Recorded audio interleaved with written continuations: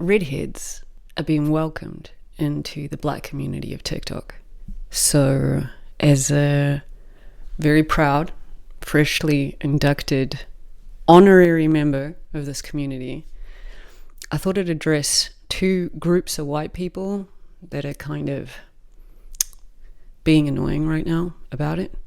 The first one are all you lot saying that you're going to dye your hair ginger now to go to the cookout. Yeah.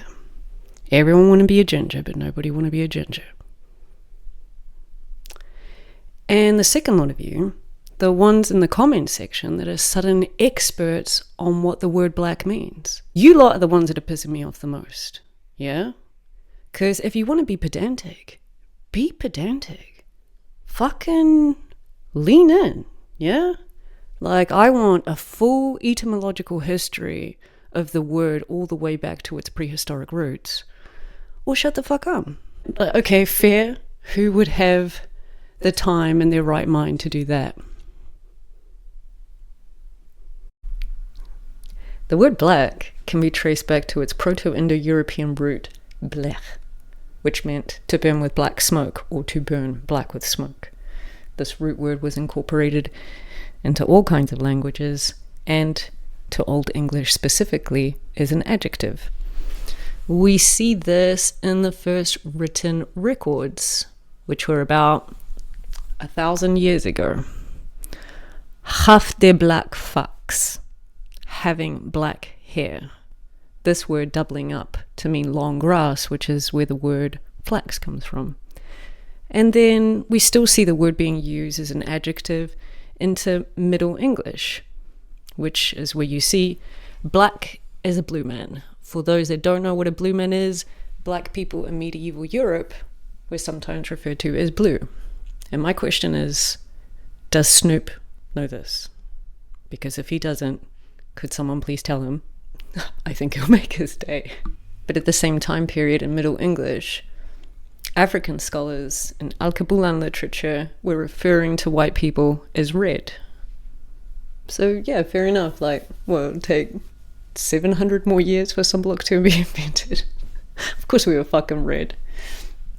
Now, the thing is that when the word black begins to be used as a label for people, it's at the same time as these people are being ruthlessly colonized and enslaved. And so it's absolutely no coincidence that the word black began to be associated with every possible horrible thing in the English language. So we have a black curse, black babbling, and that meant gossiping. We've got the Black Plague, which was actually rebranded like centuries later from, I think it was the pestilence.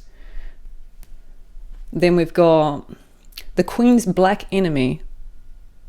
This was just a white person having beef with her, so yeah, his white ass was black.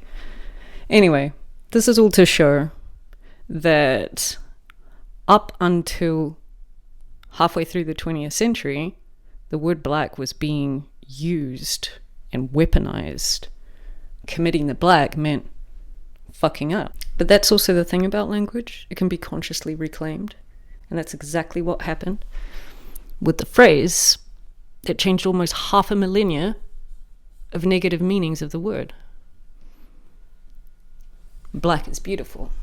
Kwame Brathwaite's work celebrated black features, black skin, black fashion, and in doing so went head to head with white beauty standards that were being pushed by colonizers and capitalist advertisers alike. And that's the point. The black community reclaimed the word from how it was being used by white supremacists and colonialists. So when a quarter way through the 21st century, some members of the black community in TikTok decided to expand the word to include ginger people, are you kidding? We're buzzing. We're so fucking happy about it.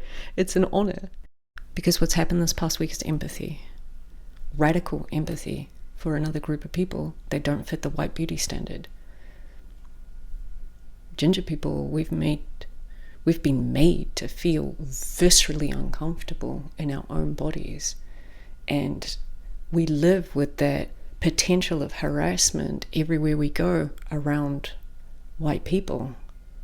So to all our black family members that took the time to hear us out and see us this past week, thank you. Thank you so much. It's been healing. I wanted to put to my community that we can now expand the word white. So instead of black curse, we have white curse. Isn't that a good word for white supremacy, the white curse? Instead of black babbling, we have white babbling, gossiping. Like, you know, people with strong Gemini placements, they'd be white babbling all the time. Truth. Instead of the black plague, we call it the white plague. They've rebranded it centuries later. We can do it too. It was the white plague. Instead of the black dog for depression, we call it the white dog. Because the white dog has a lot to do with the white curse, the environmental factors of the white curse. And the last one, which is my favorite, which means fucking up. The current administration couldn't commit the white harder if they tried. Can they white this up even more? Ginger people, don't white this up. So yeah, to all my melanin challenge people out there that still don't get why gingers could be black, I really can't do any better than this. But since you're here, I want to announce the next PowerPoint, which will be to defund the police. It's important you get this one at the very least.